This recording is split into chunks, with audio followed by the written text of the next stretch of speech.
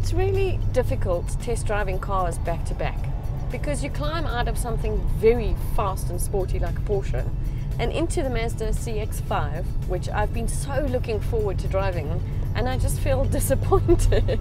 Okay, hang on. It feels so pop. Okay, hang on. Let's work you through this little dilemma you have. You are no longer a sexy styling poser.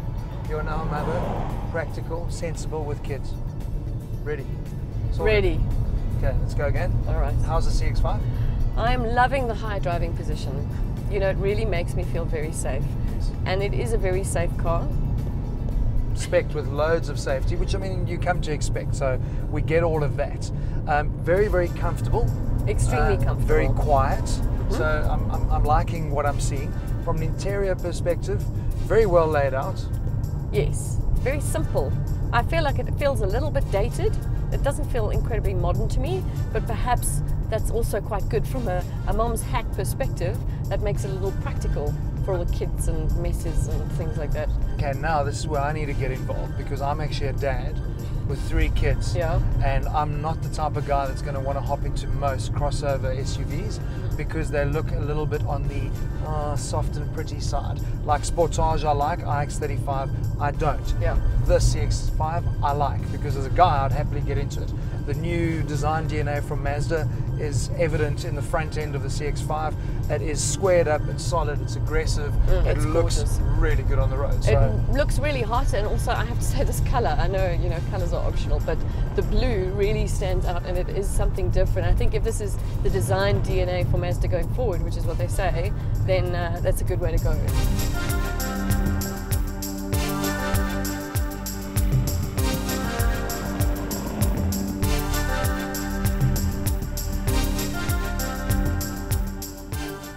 we haven't even spoken about the real buzzword around the CX-5, and that is Skyactiv technology. Now, Mazda's aren't known for their diesel engines. I mean, yes, I don't think they've got any diesel engines. So what they've done with this is obviously try to get similar compression ratios you get out of a diesel engine from their petrol engines.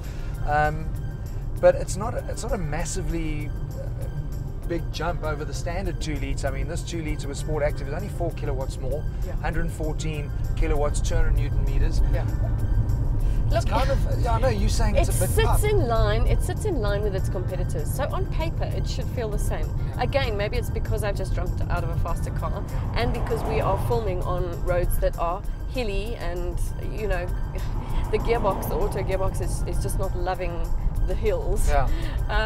But it feels like it's lacking a bit of go. It feels like a heavy car to me, and it shouldn't. It's not a heavy car.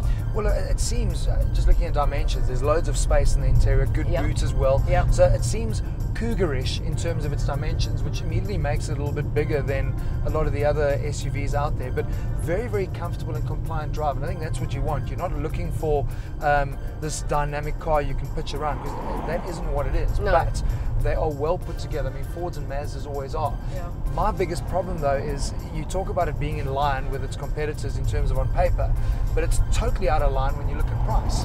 Yeah, it's 389,000 for the top of the range that we're driving. That's mad. It's 100,000 more than most of its competitors. Yeah, you see, I don't get it. I mean, I understand entry level. They've brought out in 3 derivatives. So entry level is the manual, 309,000, but you've got steel wheels and literally nothing else. And you get into 2 auto boxes, which obviously jump up in price. But the top of the range, beautiful leather interior, well spec'd, got PDC, it's got lovely entertainment. Very well spec'd, extremely. Fantastic, but at 100k more, I don't know. It's just, maybe they've got to match the Cougar in terms of pricing, because that is now on the 400 mark. But the Cougar then has a 2.5 engine, which has got a lot more grunt. So possibly, and also all of the CX-5s are going to be 2-wheel drives. Yeah. So I mean, I can understand then if they brought it out in 350 for the front-wheel drive, and then you've got an all-wheel drive system for that price. But at that 389 to get a front-wheel drive car, where are they spending that extra money? You know, one of the things on the press release says this car describes a part of the car as solid but mature, or mature but solid, and I think that describes it quite well. I don't think it's going to attract a younger mom. I think it's very practical, very comfortable. It's a good car. It's just not priced well.